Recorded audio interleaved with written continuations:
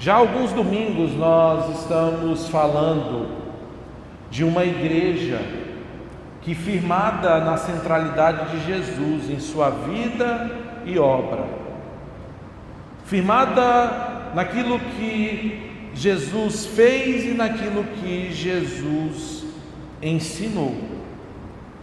Estamos falando dessa realidade, daquilo que é cerne, porque a vida cristã, a vida da igreja de Jesus, ela precisa ter essa realidade, ou essa essência, este foco na centralidade da pessoa de Cristo Jesus em sua vida, em sua obra. E essa é a realidade necessária para a igreja.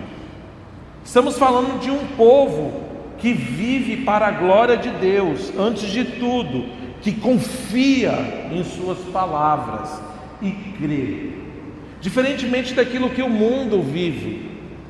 O mundo vive apenas em um aspecto da crença, da crendice, do dispositivo mental, do sim ou do não. Nós, diferentemente, nós cremos nas palavras de Jesus. Eu trouxe aqui de uma maneira bastante pertinente um dos teólogos mais proeminente na teologia bíblica, Gerhard Voss, ele vai dizer que antes mesmo de falarmos ou de entendermos que cremos, nós precisamos atentamente, mais do que nunca, confiarmos nas palavras de Jesus. Sim, é aquela realidade. Para onde iremos ou o que faremos se só o Senhor tem as palavras de vida eterna? Falamos que, ao conversarmos com inúmeras pessoas, muitas vão dizer: eu creio, eu acredito. Mas crer no Jesus das Escrituras, em suas palavras, é outra esfera, é outra realidade. Porque o Jesus das Escrituras, ele irá dizer: aquele que quiser vir após mim, negue-se a si mesmo e tome a sua cruz. Totalmente necessário confiar em suas palavras, naquilo que Jesus fez, naquilo que Jesus ensinou em sua vivência discipular. Então estamos falando em uma igreja firmada na centralidade da vida e obra de Jesus, de um povo que vive para a glória de Deus antes de tudo, confia em suas palavras e que irá testemunhar em todos os lugares deste Cristo, o nosso Salvador. Falamos também que a igreja não estaria, e essa é a realidade aqui do evangelista ou historiador, nos traz em que Lucas diz que essa obra ou a igreja não iria realizar sozinha. Em Atos 1,4 diz que esperasse a promessa do Pai, aonde temos a realidade: mas vós sereis batizados com o Espírito Santo. Esta igreja, baseada e firmada na centralidade da vida e da obra de Jesus, que vive para a glória de Deus antes de tudo, confiando em suas palavras, que testemunha mormente, sobretudo, não estaria sozinha. Você, nesta manhã, em sua caminhada rumo à cidade celestial, ou diante desse chamamento em que Cristo apresenta a sua vida, a sua realidade como parte do povo de Deus, você tem se sentido sozinho em algum aspecto? A realidade desses escritos, deste livro histórico, não nos deixa enganados. Viveremos para a glória de Deus, nos apegamos à centralidade de Cristo Jesus, da sua vida e obra, iremos testemunhar deste amor, porque nós temos o Espírito Santo de Deus, não estamos só. É uma garantia que eles esperassem a promessa do Pai: vós sereis batizados com o Espírito Santo. O Pai prometeu o Espírito, a igreja deveria esperar. Encontramos essa promessa lá em Joel capítulo 2. O próprio Jesus é aquele que diz: e rogarei ao Pai, e Ele vos dará o outro Consolador, a fim que esteja para sempre convosco. Jesus reafirmou essa promessa várias vezes. Mas o Consolador, o Espírito Santo, a quem o Pai enviará em meu nome, esse ensinará todas as coisas e vos fará lembrar de tudo o que vos tenho dito. João capítulo 14, verso 26. Também, quando vier o Consolador, que eu vos enviarei da parte do Pai, o Espírito da verdade que dele procede, esse dará testemunho de mim. Mas eu vos digo a verdade, convém-vos que eu vá, porque se eu não for, o Consolador não virá para vós outros. É promessa. Uma igreja como missionada, em que viveria como morada do Espírito Santo. Ei, olha aqui para mim nesta manhã. Uma vez que você recebeu Cristo Jesus como Senhor e Salvador da sua vida, uma vez que esta igreja, neste contexto aqui de Atos, uma igreja modelo, estava comissionada a testemunhar, a viver para a glória de Deus, se apegando à centralidade do Espírito, ela estava eminentemente vivendo a realidade de viver com o Espírito Santo. E ora, essa não é a nossa realidade? De repente você chegou aqui nessa manhã e você tem vivido uma solidão no seu coração, concernente à sua vida de fé como igreja. Você já perdeu as esperanças porque o isolamento ou até mesmo o vazio preenche o seu interior. Deixa eu te dizer uma coisa: olhe para as Escrituras nesta manhã. Uma vez que olhando para Cristo Jesus, o autor e consumador da fé, uma vez se apegando à vida e à obra de Jesus, uma vez sendo convocado a testemunhar daquele que te salvou, deixa eu te dizer, existe uma realidade em que esse Espírito faz morada em seu povo. Espere.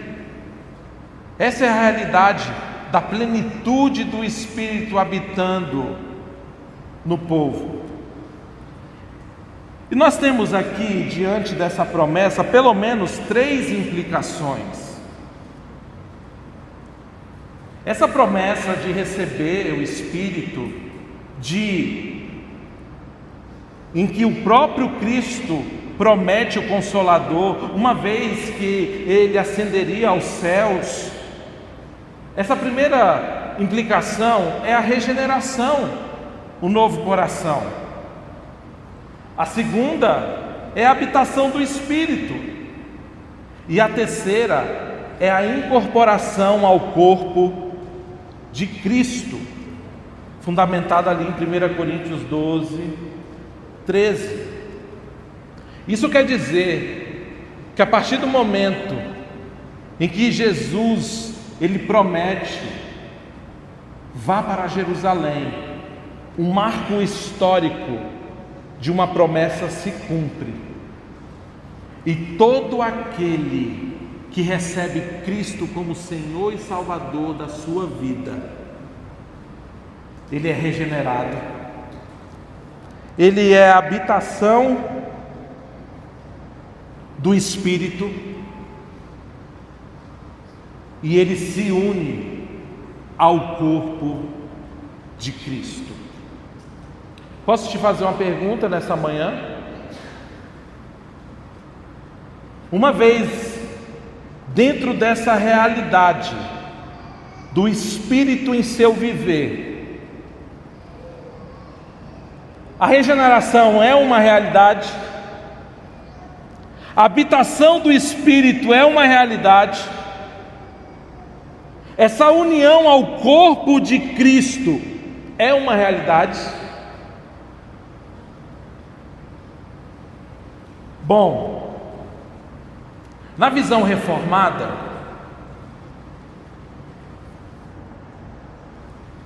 refere-se à união do crente com Cristo e seu corpo, a igreja, é realizada de uma vez por todas na conversão.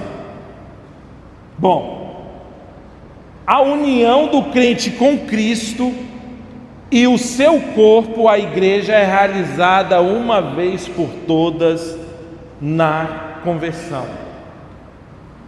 Os puritanos concordam com isso. Irmãos, rapidinho que esse microfone está saindo.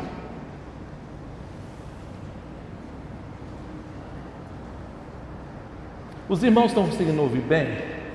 Estão conseguindo? Bom, alguns reformadores, os puritanos, Lutero, Calvino, Beza, que é discípulo de Calvino, ele irá dizer que você ter o Espírito Santo é uma realidade plena do Espírito agora com a igreja. Por isso que Jesus diz: eu vos enviarei o Consolador, aquele que regenera, aquele que te faz habitação e aquele que te une ao corpo de Cristo. Irmãos, por que na realidade de tantos crentes, ou até mesmo nas nossas fragilidades do nosso ser, nós nos encontramos muitas vezes fora dessa realidade de pertencimento de Cristo e da igreja? Parece que é como se a igreja e Cristo e a realidade da habitação do Espírito não fizesse parte do nosso viver. Ao olharmos para o capítulo 1 de Atos, isso é muito claro e evidente. Um povo regenerado, salvo, que recebe uma promessa e se torna habitação do Espírito, unido a Cristo e à igreja. Bom, tendo essa realidade, isso vai se encaixar muito bem naquilo que Pedro diz lá no seu sermão, no capítulo 2, quando ele fala assim: arrependei-vos e cada um de vós seja batizado para a remissão dos vossos pecados, e recebereis o dom do Espírito Santo. Arrependei-vos cada um e seja batizado para a remissão dos vossos pecados. Isso está muito claro e evidente. Nós temos aqui uma necessidade de arrependimento, de purificação, de regeneração. E isso é obra de quem? Isso é obra de quem? E de que forma isso foi cumprido plenamente? Atos capítulo 2, não foi o cumprimento da promessa? Aonde indica ali uma purificação efetiva na vida do crente. Nós falamos que o batismo de João era um batismo preparatório para o arrependimento. Mas o batismo com o Espírito, que é realizado no momento da conversão, seria uma purificação interior, algo que seria de dentro para fora, algo muito maior. Pedro prega, e Pedro ele vai dizer da seguinte forma: é necessário arrepender. Esse arrependimento, irmãos, é totalmente necessário para a nossa vida como igreja. Nós estamos hoje diante de um culto de ceia do Senhor.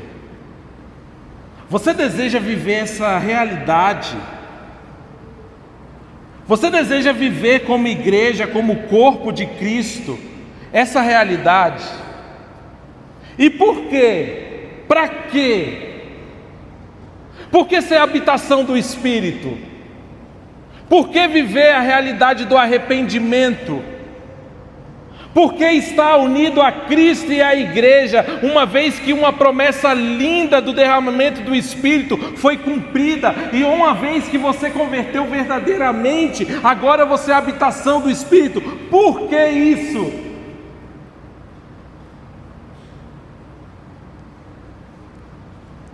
Leia o texto comigo em Atos capítulo 2, 42, por gentileza, acompanhe comigo na sua Bíblia.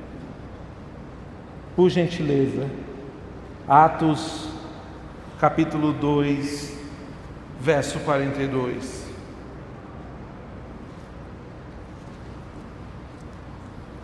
O texto vai dizer da seguinte forma: e perseveraram na doutrina dos apóstolos, na comunhão, no partir do pão e nas orações. Em cada alma havia temor, e muitos prodígios e sinais eram feitos por intermédio dos apóstolos. Todos os que creram estavam juntos e tinham tudo em comum. Vendiam as suas propriedades e bens, distribuindo o produto entre todos à medida que alguém tinha necessidade.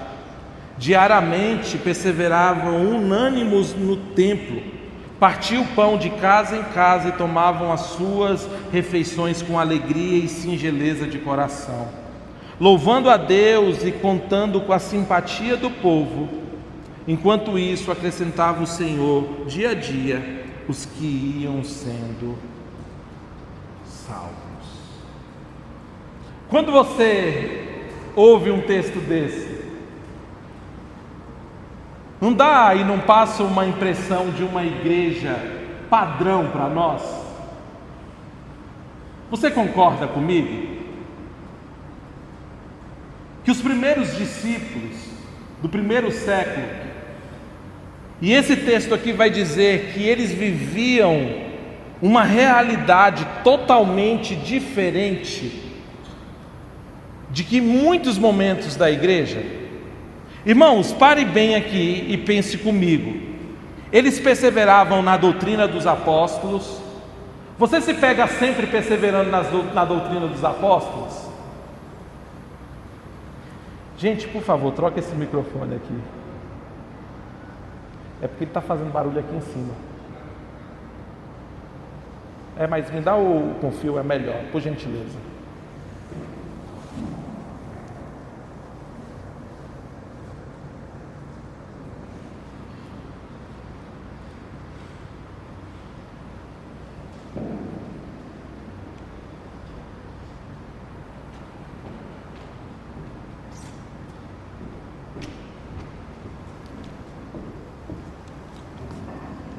Pronto, obrigado.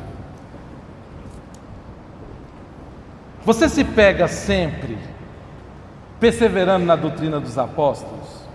Ou melhor, quando você olha para a história da igreja, desde o primeiro século para cá, houve sempre um perseverar na doutrina dos apóstolos? Por parte de muitas comunidades, de muitos movimentos, o que você acha? Certamente que não. Sempre houve falsos mestres, falsos apóstolos. Você acha que sempre houve o perseverar na comunhão? A igreja sempre se postou como um corpo? Ora, a gente não precisa ir muito longe. Nós vivemos uma época que a igreja é marcada em um contexto de consumidores, aonde tudo virou uma apresentação. Não tem mais essa questão da comunhão. As pessoas vão, elas assistem o culto e vão embora. A comunhão é muito mais do que isso. A comunhão é uns aos outros, é caminharmos juntos, é estarmos juntos.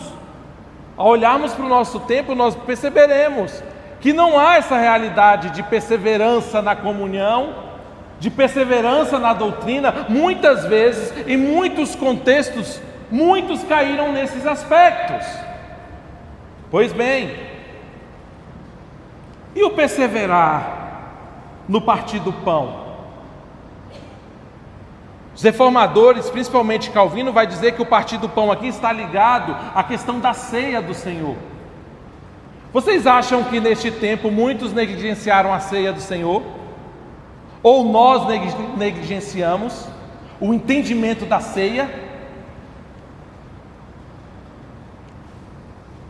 E nas orações, sempre perseveramos? Ora, os próprios discípulos de Jesus, eles tomaram uma bronca dizendo: vocês não podem vigiar 1 hora. E eu posso dizer que uma das áreas mais desafiadoras da igreja é a oração. O bem da verdade, olhe bem aqui para mim, amada igreja. Como? Por quê? Para quê? Ao olharmos para essa realidade, temos de ter uma aptidão para vivermos essa realidade de uma igreja que era modelo. Nós estamos falando aqui de um modelo, irmãos, assertivo, de vida piedosa, de uma igreja que havia sido comissionada, capacitada pelo Espírito. Eles perseveravam na doutrina dos apóstolos, na comunhão, no partir do pão e nas orações. Eles compartilhavam, eles tinham ali e davam com deliberalidade. Eles tinham um coração doador. Ora, sabe onde eu quero chegar com tudo isso? Eu quero chegar na seguinte realidade: se verdadeiramente houve uma obra de conversão na nossa vida, se verdadeiramente houve um novo nascimento, se verdadeiramente você recebeu o batismo no Espírito Santo no momento do que você creu, porque é assim que nós entendemos que o batismo no Espírito não é uma segunda bênção, mas sim, você recebe ali no momento que você crê, que você é unido a Cristo e à igreja, automaticamente você é chamado a perseverar na doutrina dos apóstolos, chamado a perseverar na comunhão, chamado a perseverar nas orações e no partir do pão. E se isso não é a realidade, o que está acontecendo, igreja? Por que oramos tão pouco? Por que descartamos a comunhão? Por que nos apegamos a todo tipo de doutrina? Por que queremos o culto show? Queremos, viver aquela expectativa simplesmente de ir, consumir. Não vivemos o corpo. Por quê? Deixa eu te fazer uma pergunta. Até quando? E eu queria que você olhasse bem. Você pode ser mais novo, mais velho. O único que está isento aqui é a Catarina. Mas olhe bem para mim aqui. Até mesmo você adolescente. Se há um chamamento para a sua vida de conversão, se há um chamamento aonde nós somos convidados ao arrependimento, aonde o próprio Pedro em seu sermão diz: arrependei-vos, sede batizados e recebereis o Espírito. Você ainda está esperando o quê? Para viver a vida que o Senhor tem para você nessa vida aqui. Não tem como deixar de ser unido a Cristo, a igreja nessa vida, e achar que estará na eternidade. Não tem como. Ou vivemos essa realidade aqui nessa terra, o chamamento de fazermos parte da igreja invisível e da igreja visível, da igreja local, da igreja da reunião dos santos, e assim seremos até o dia que o Senhor nos transportar lá para o céu de glórias.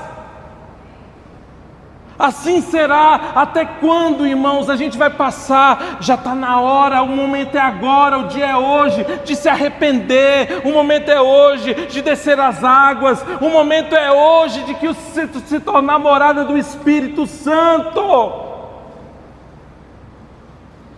Eu quero trazer aqui uma síntese clara.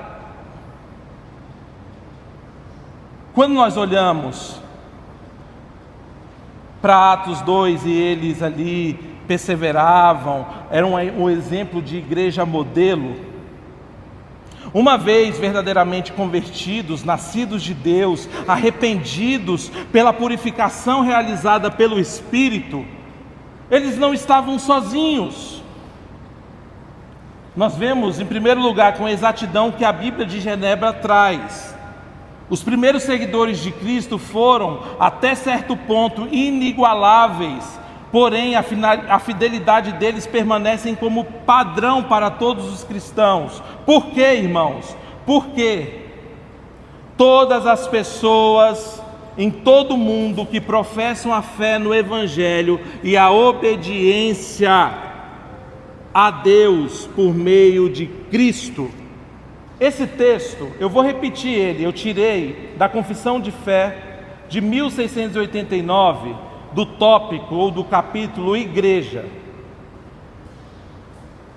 A forma que nós vemos essa questão do arrependimento, a forma com que nós vemos essa questão do batismo, a forma com que nós vemos essa questão que envolve o batismo no Espírito, que é no momento que a pessoa crê, não como uma segunda bênção, como é trazido em meios pentecostais e neopentecostais, como uma segunda bênção, um encher. Não, a gente não vê assim. A gente vê que no momento que a pessoa se converte, ela ali é selada, ela recebe o Espírito Santo, ela é batizada e ela é unida a Cristo e à igreja. Não tem esse negócio de segunda bênção.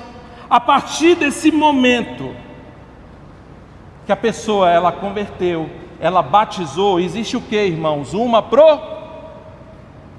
profissão de fé. Se você puder olhar, olha todo mundo.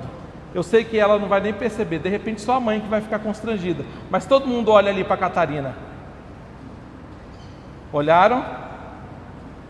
Catarina, aquele bebezinho ali, ele faz uma profissão, ela faz uma profissão de fé. O bebezinho faz uma profissão de fé. A forma com que nós vemos o batismo interfere e se liga a uma questão eclesiológica, de quem faz ou não parte da igreja. E a confissão de fé está dizendo o que aqui? Todas as pessoas em todo o mundo que professam o Evangelho. Irmãos, eu estou trazendo aqui o que Pedro prega no sermão dele. Vamos voltar um pouquinho? Lá em Atos, acompanhe comigo na sua Bíblia, por gentileza. Atos capítulo 2, versículo 37. Puder projetar aqui, por gentileza.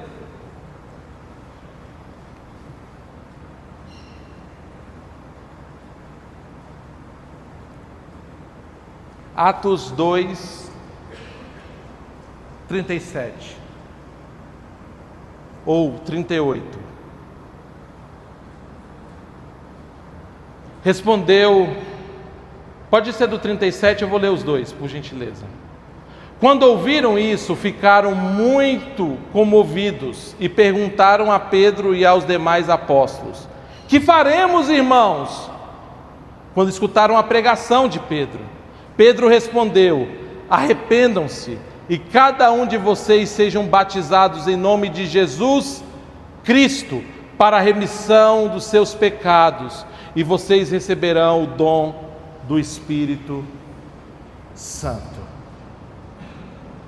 A forma com que vemos essa questão do batismo, se uma criança faz uma profissão de fé, ela fará parte da membresia.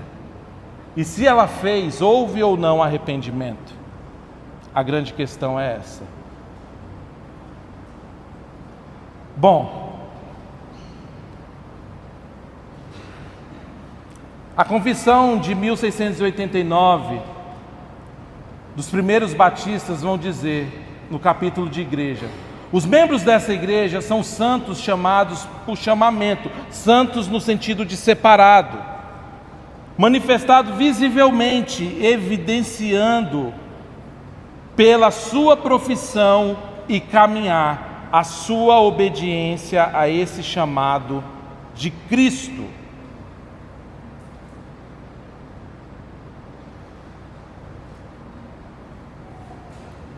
Você se arrependeu diante de Deus? Você é um crente que tem a convicção de pecado porque o Espírito Santo te convenceu do pecado, da justiça e do juízo? Você se arrependeu verdadeiramente dos seus pecados? Ou você está aqui nessa manhã porque você está seguindo simplesmente um rito familiar, uma tradição familiar, porque seus pais, do seu pai, ou você de fato se pegou diante de Deus com o coração quebrantado e contrito, e você disse: Senhor, eu sou um pobre, miserável pecador, e por isso o Senhor é um Deus santo, eu me arrependo diante do Senhor. Com esse entendimento aqui dessa convocação de Pedro, você de verdade converteu ao Senhor, você se arrependeu, você sentiu o peso da sua culpa diante de um Deus santo? Ou simplesmente é uma questão cultural, uma questão tradicional, uma questão de um rito? Você verdadeiramente desceu às águas, fazendo uma profissão pública da sua fé,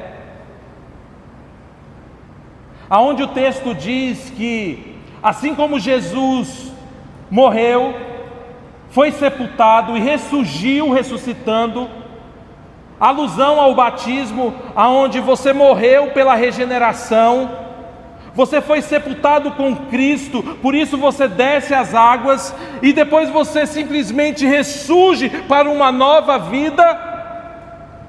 Essa é uma realidade.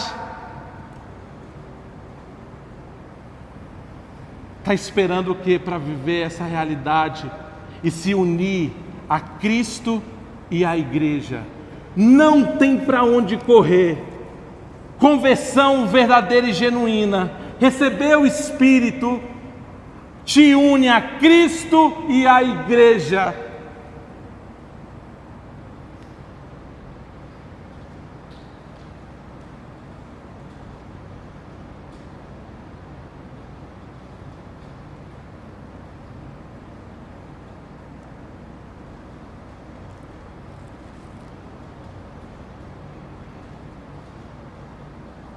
Você perseverar na doutrina, você perseverar na comunhão, você perseverar no partir do pão e nas orações, são elementos do discípulo, do discipulado, de todo ensinamento feito por Jesus, ou pelo próprio Jesus. A doutrina consiste naquilo que o próprio Jesus fez e ensinou aos seus apóstolos, de sua vida e redenção. Em 1 João, capítulo 1, versículo 3, vai dizer: o que temos visto e ouvido, anunciamos a vós outros, para que vós igualmente mantenhais comunhão conosco. O apóstolo João, ele é aquele que lá em Apocalipse capítulo 1 diz: eu, João, irmão vosso, testemunha ocular de Jesus, andou com Jesus, inclinou a cabeça no ombro de Jesus, mas era um homem que tinha comunhão com a igreja. Ele não vivia de uma forma sectária, mas ele tinha comunhão com a igreja. Ele era chegado dos irmãos, porque perseverava na comunhão. Ele aprendeu isso de quem? Do próprio Jesus. Perseverar na doutrina, nos ensinamentos de Jesus, perseverar na comunhão, perseverar no partir do pão e perseverar nas orações. Houve conversão verdadeira, você recebeu o Espírito e foi unido à igreja e a Cristo. Como que você tem vivido há um auto-engano,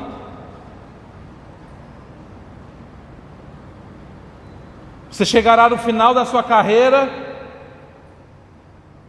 com aquela dúvida assombrosa em olhar para a sua vivência, de olhar para as suas ações, de repente para as suas reações, sem ter um entendimento de fato se você é um crente nascido de novo, se de fato você nasceu de Deus. Você chegará no final e vai dizer: eu não me uni e não fiz uma profissão de fé pública, não me uni a Cristo e à igreja. O tempo é hoje, o dia é agora. Tudo isso que nós estamos vivendo aqui nesta manhã, o desejo do meu coração, como pastor dessa congregação, não é apresentar um louvor performático para você sair por aquelas portas emocionado e você não se lembrar sequer daquilo que foi ministrado. O desejo do meu coração nesta manhã é que todos nós tenhamos um coração arrependido, possamos ser morada do Espírito Santo, possamos ter profissão de fé, que todos nós nesta manhã possamos seguir perseverando na doutrina, tendo a palavra de Deus como cerne, possamos ser um corpo como igreja e não consumidores, possamos viver no partir do pão, porque a ceia, ela representa a comunhão da igreja, e um dia estaremos nas bodas do Cordeiro, por isso que ceiamos aqui, como corpo, e perseverando em oração, porque Jesus foi o primeiro que orou o tempo inteiro. Jesus, as multidões procuravam Jesus. A Bíblia diz que Jesus, lá em Lucas, ele ia para os lugares ermos para orar. Ora, qual é o pregador que não quer multidão? Mas Jesus via a vida de comunhão dele com o Pai como prioridade. Quais têm sido as nossas prioridades? Qual tem sido João, Maria, Roberto, estou falando nomes, a sua prioridade?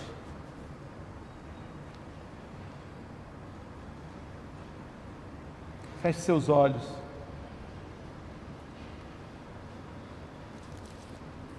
Curve a sua cabeça.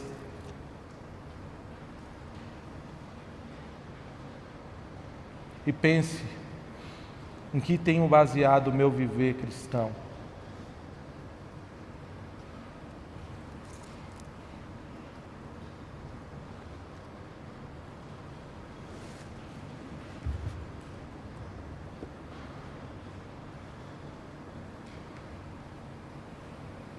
Pai,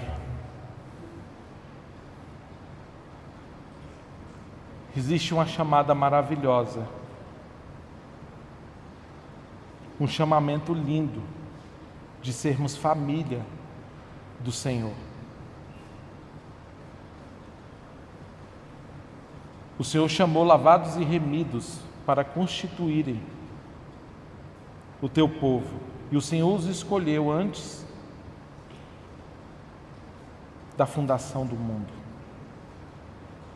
Nós cremos assim, como diz em Efésios, capítulo 1, que o Senhor Deus Pai elege, o Filho redime, o Espírito Santo sela como propriedade. De repente, Pai, não temos perseverado na doutrina, não temos perseverado na comunhão, não temos perseverado nas orações, no partir do pão, porque não somos nascidos de novo, não nos arrependemos. Como que vamos testemunhar? Não acreditamos e confiamos nas palavras, na sua vida e na sua obra. Por isso, Senhor, que nesta manhã haja convicção de pecado, porque Tu és santo. E somente no Senhor, ó Pai, nós nos apegamos para a salvação. Salva-nos, ó Pai. Nós nos achegamos com ousadia ao trono da graça, porque no Senhor há perdão. Como a Tua palavra diz, ainda que o nosso pecado seja vermelho como a escarlata, o Senhor é aquele que nos purifica. Por isso, ó Deus, nós clamamos ao Senhor nesta manhã. Traz essa purificação que vem do alto, Senhor. Em Cristo Jesus, perdoando pobres, necessitados, miseráveis pecadores. Pois o Senhor é aquele que muda as afeições.